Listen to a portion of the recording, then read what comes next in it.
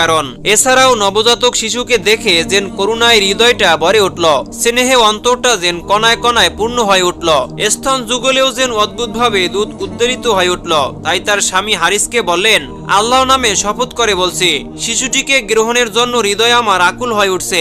যদিও শিশুটিকে পালন করে কোনো পারিশ্রমিক পাবো না, তবুও যেন হৃদয় শিশুটির জন্য ব্যাকুল হয়ে উঠছে। স্বামী উত্তরে বললেন, হালিমা, আমার মনে হয় তুমি ভুল পথে এগোচ্ছ না। ওই শিশুটির সাথে হয়তো মহাপ্রভুর রহমত ও বরকত আমাদের তাঁবুতে বর্ষণ হতে পারে। এ সময় হালিমা রাদিয়াল্লাহু তাআলা আনহু কোনো ক্রমে ধৈর্য ধারণ করতে পারছিল না। স্বামীর কথাও যেন শোনার সময় তার ছিল না। এমনই উন্মাদিনী সাজে ছুটে গেলেন শিশুটির কাছে। তখন সে গাঢ় নিদ্রায় অভিভূত।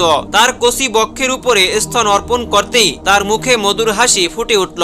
সে আমার মুখের দিকে আঁখি মেলে দৃষ্টি ফেলে। তারপরে তারা তাঁবুতে চলে এলেন। তাঁবুতে এনে তার ডান স্তন তার মুখে দিলেন, এই আশায় যে মহাপ্রভু যদি তার ক্ষুধা নিবারণের কোনো ব্যবস্থা করেন, তাহলে বাকি স্তনের দুগ্ধপানে হালিমা রাদিয়াল্লাহু তাআলা আনহু নিজের শিশুটির খিদা মিটাতে পারবেন। তার ইচ্ছাটা মহাপ্রভু আল্লাহ পাক রব্বুল আলামিন পূরণ করলেন। তিনি ডান স্তনের দুধেই খিদা নিবারণ করলেন। দুধ ভাই ওই স্থানের দুধ খাবে সম্ভবত এই মনে করে তিনি কখনো বাম স্থানের দুগ্ধ পান করেননি। হালিমা রাদিয়াল্লাহু তাআলা আনহু বললেন, সেই রজনীতে মনের সুখে নিদ্রায় গেলাম। পরের দিন প্রত্যুষে নিদ্রা থেকে জাগ্রত হয়ে স্বামী বললেন, হে হালিমা, যে শিশুটি পালনের ভার গ্রহণ করেছ তার উপরে নিশ্চয়ই মহান আল্লাহ পাক রব্বুল আলামিনের অশেষ রহমত ও বরকত রয়েছে। হালিমা রাদিয়াল্লাহু তাআলা আনহু বললেন, শিশুটিকে নিয়ে গর্দবিতে আরোহণ করলাম। সেও জোরে দৌড়তে লাগলো। কিছুক্ষণের মধ্যেই সাথীদেরকে ধরে ফেললাম। তারা দেখে আটকে উঠল।